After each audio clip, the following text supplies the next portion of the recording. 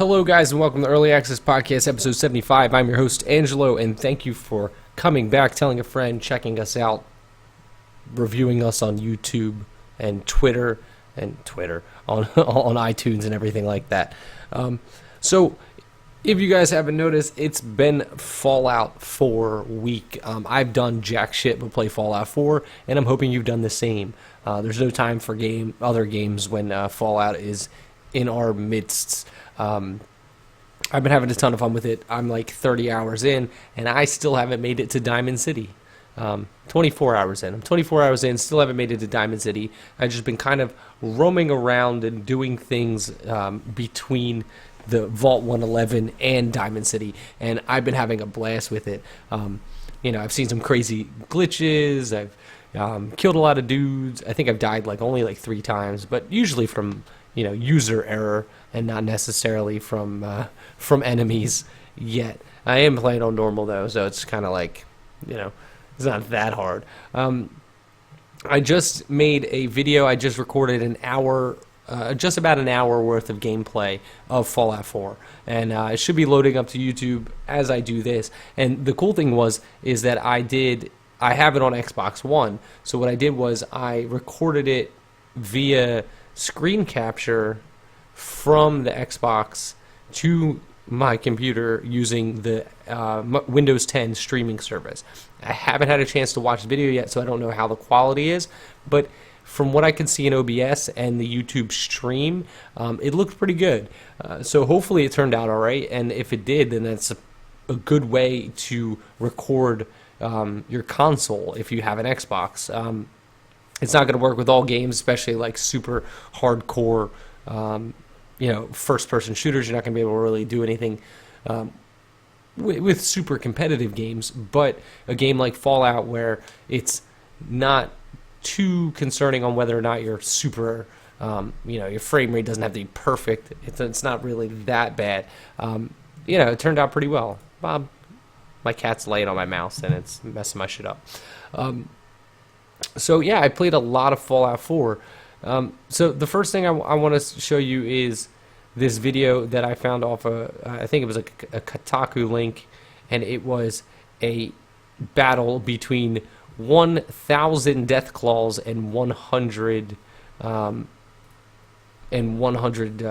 Brotherhood of Steel characters. Now, if you're not watching the live stream, you can't see this. The link's in the show notes, but this is from a guy named Cosmic Contrarian, and I'm assuming this is using the mod tools on the PC. But this he pitted up 1,000 Deathclaws against 100 Brotherhood of Steel, and they're all legendary, and it's just this epic battle between these characters. And he did a whole bunch of them throughout this legendary enemies death match. This is Fallout 4 battle number 4 video, and it's just really cool. He just is taking a bunch of legendary creatures, monsters, and putting them in an arena and having them fight each other. Very short, small arena. It's really cool. I'm not going to tell you who wins, so you can go check that out if you're into Fallout 4 stuff. I'm sorry for all the Fallout 4 talk, but let's be real. What else would I be playing right now? There is a couple games. I do have Destiny still to play, which I will be doing. Just like I said, Fallout 4 has kind of consumed my life, and I'm in the process of getting another beta key for another game. I think it's called Paladin, which is a first-person shooter, much like Overwatch, it seems, just from what I've looked at it. The other thing I want to mention is my girlfriend works with the guy that is one of the hosts or co-hosts of this podcast. It's a gaming podcast. It's 4 guys. It's a really interesting podcast called Manic Puppy Podcast. So I wanted to give them a shout out. My girlfriend had mentioned to somebody that she worked with, and turns out that he also did a video game podcast, which is, kind of convenient and networking and all that jazz. I listened to a few episodes, and it's enjoyable. 4 guys, they talk about all kinds of stuff, mainly video game stuff, but it's a lot of AAA titles, something different than what I do. I mean, even though I'm talking about Fallout 4 a lot, but I aim for the early access indie titles. These guys seem to be just talking about, well, they talk about like everything, mainly AAA stuff though. So it's a big video game podcast. If like, to give you a little perspective, the last couple episodes were about BlizzCon, Call of Duty, and Paris Games Week, Halo 5, the Uncharted Collection, Star Wars Battlefront, Far Cry Primal, a little bit more about handheld gaming, Tony Hawk Pro Skater 5. So they're a little bit more on top of that side of video games, a little more than I am anyway. But that's Manic Puppy Podcast. You can find that at manicpuppypodcast.com, and you can find them on iTunes at Manic Puppy. They've been doing it for quite a while now. Let's see, looks like since April. So they started like 2 months after me. They have more reviews than me, which makes me kind of sad. So go check those guys out. They're good guys. The podcast is good. So you can go check that out.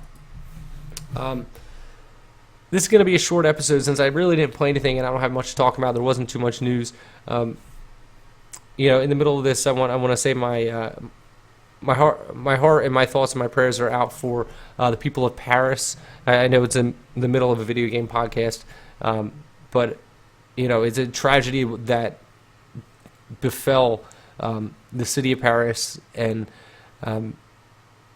I think everybody should take a second to really evaluate exactly the severity of what happened in Paris.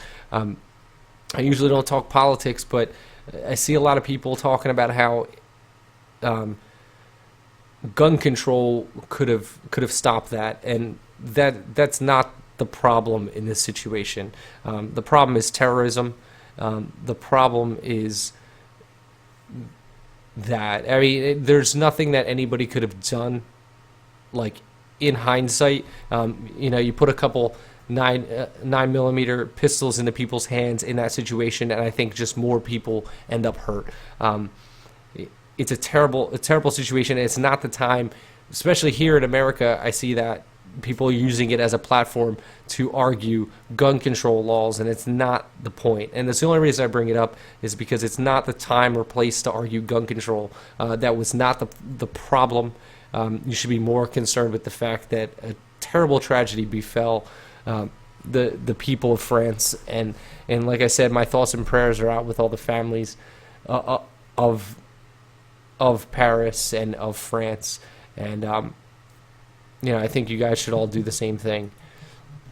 But now, with that said, I'm gonna just move forward and jump into new releases. I know it's kind of hard to just jump from one thing to the other like that, but such is life. This is a video game podcast, but I felt like I needed to say that. It's not a gun control issue. It is a terrorism issue. Just remember that before you have that argument with anybody. All right, so I pulled a couple games. The first thing I want to talk about, though, is this game called Dispatcher. I did a video review of Dispatcher and a written review a few months back, and when it was in early access. And this is a first-person roguelike / RPG horror game. Sorry. So it's a horror game that takes place on a ship. I went back and reread my review, and so it's a game that is similar to Alien. So you're on a ship, there is a monster, and you're trying to escape the ship. The cool thing about this game was that there was a whole bunch of character classes, so you would choose a character class, and it would change your stats in the game. So it would give you different bonuses, like you would have better sneaking or better, whatever, shooting. I don't know if there's shooting. I don't think there was. But they all had different, I guess, abilities. I don't know really how to explain it. It just changed the way your character played, and it also gave your character a little bit of background. He just flipped the finger. I never saw that. But yeah, so it just launched on the 12th. It's got 86% positive out of 223 reviews, so I'm glad to see this game has jumped up in popularity. It's $9.59, 20% off until the 19th of this month. So it's usually $12.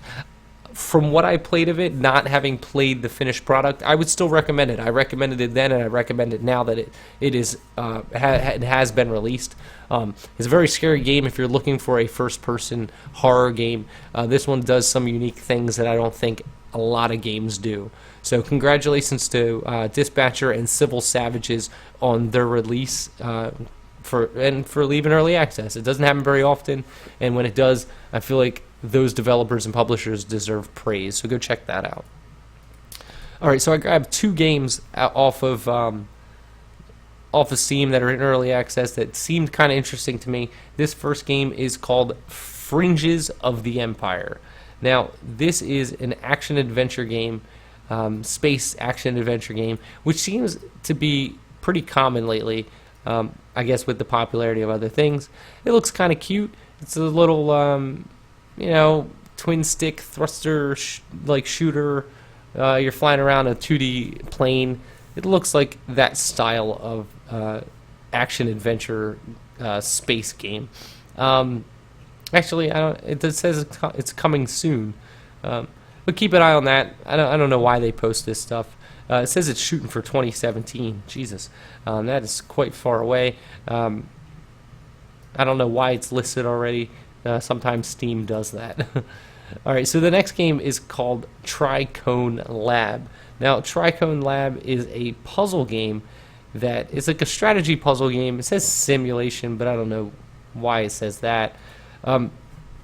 So from what I gather is what you're doing is you're using microscopic organisms to solve a puzzle. So you're connecting different cells, using them to break through walls to kind of solve the puzzle and then get other pieces. It looks really cool. It's an interesting concept. It's got 6 reviews so far, all of which are positive. I think you should support this game. I think it looks pretty interesting, and it'd be cool to see what they do with this concept. Like I said, I haven't played it, so I don't exactly understand exactly how it plays out. But from what I've seen of the video, it looks pretty interesting. You're like connecting different cells together to make. It looks like you combine cells to make different kinds of cells, which allow you to like break down walls or go through walls.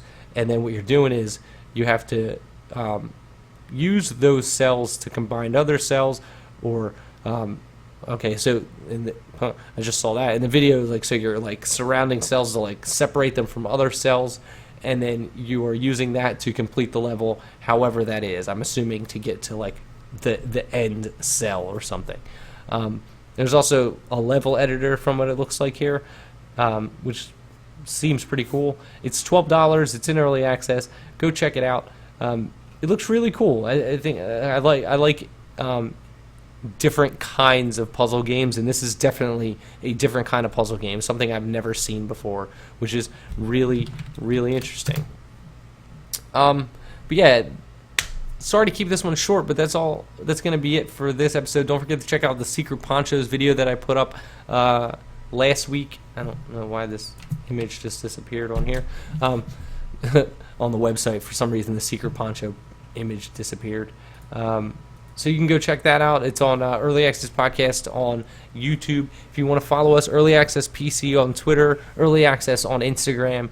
If you want to support the show monetarily, you have patreon.com/early access. And you can also click through the Amazon banner at the bottom of earlyaccesspodcast.com. And, oh no, sorry, I took it off of that. On earlyaccessmedia.com, click through that banner. Bookmark it, use it whenever you buy anything off Amazon. Gives us a little kickback. Doesn't cost you anything extra. Really does help us out. If you have any suggestions for the show, tweet at us or email me. Email at Early Access Podcast. But don't forget, subscribe to YouTube. Sub to the podcast. Comment, like, everything. It really does help. Go review the podcast on iTunes. 5 stars preferably. But other than that, guys, this has been Angelo with Early Access Podcast and earlyaccessmedia.com. And go travel the wasteland because it's Fallout time and because video games. I'll see you guys next time.